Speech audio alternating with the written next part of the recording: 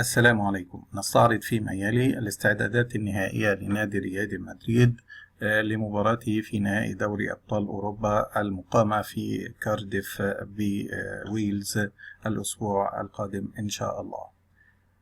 في البداية نستعرض الصفحة الرئيسية لريال مدريد. تدريبات في المران الأخير قبل السفر إلى كارديف. رونالدو على موعد دائم مع الهدف ضد يوفنتوس، وريال مدريد يوفنتوس ثاني أقوى المواجهات الكلاسيكية في كأس أبطال أوروبا. من الأخبار الأخرى أهداف تاريخية عن هدف مياتوفيتش المونتينيجري في الكأس السابعة التي فاز بها ريال مدريد. أيضا رونالدو نعيش لحظة عذبة وعلينا استغلالها. ننتقل بعد ذلك إلى ميران ريال مدريد. نشاهد لقطات من الميران.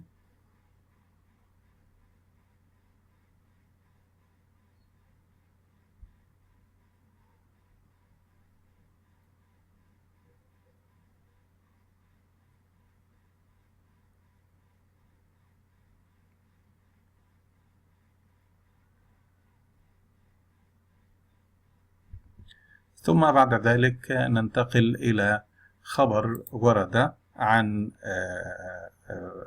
المقابلة. فريال مدريد ويوفنتوس ثاني أقوى المواجهات الكلاسيكية في كأس أبطال أوروبا. تعد المواجهة الأكثر تكرارا في تاريخ البطولة القارية بعد المواجهات بين ريال مدريد وبايرن ميونخ. 13 كأسا أوروبيا على أرض الملعب. يحتضن ملعب ويلز الوطني نهائي دوري أبطال أوروبا بين فريقين أسطوريين في كرة القدم الأوروبية. تحظى المواجهات بين ريال مدريد ويوفنتوس بتاريخ عريق، وتعد في حقيقة الأمر ثاني أكثر المواجهات تكرارا في تاريخ البطولة القارية بواقع 18 مباراة لا يتجاوزها سوى المواجهات بين ريال مدريد وبايرن ميونخ ب 24 مباراة. 55 عاما من التنافس بين الفريق الأبيض ونظيره الإيطالي. أما النتائج فهي متكافئة إلى حد كبير، 8 انتصارات و8 تعادلات وهزيمتان، مع العلم أن المباراتين اللتين جمعتا بينهما على أرض محايدة اختتمتا بفوز المدريديستا.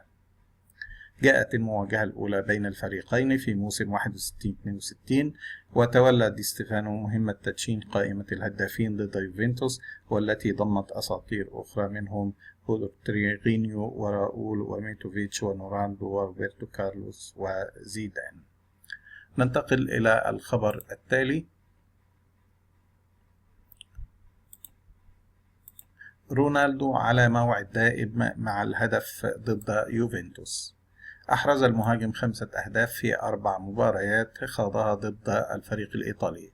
يقدم كريستيانو رونالدو دائما أداء رائعا في نهاية الموسم، واضعا نصب عينيه هدفا واحدا: الفوز بكأس أبطال أوروبا ال12 مع ريال مدريد. لتحقيق ذلك سيواجه في الملعب الوطني في كارديف فريق يوفنتوس الغريم الذي لطالما هز شباكه، حيث سجل 5 أهداف في 4 مباريات خاضها ضد الفريق الإيطالي.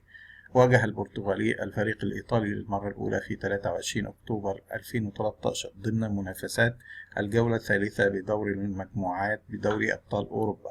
سجل المدريديستا ثنائية لمنح الفريق 3 نقاط في البرنابيو 2-1، وبعد أسبوعين فقط سجل البرتغالي هدفا في مباراة الإياب خارج الديار 2-2. عقب ذلك في نصف نهائي الموسم 2014-2015 أحرز كريستيانو رونالدو الأهداف ذهابا في القلعة المدريديستا وإيابا في ملعب يوفنتوس. شكرا وإلى لقاء قادم إن شاء الله، والسلام عليكم.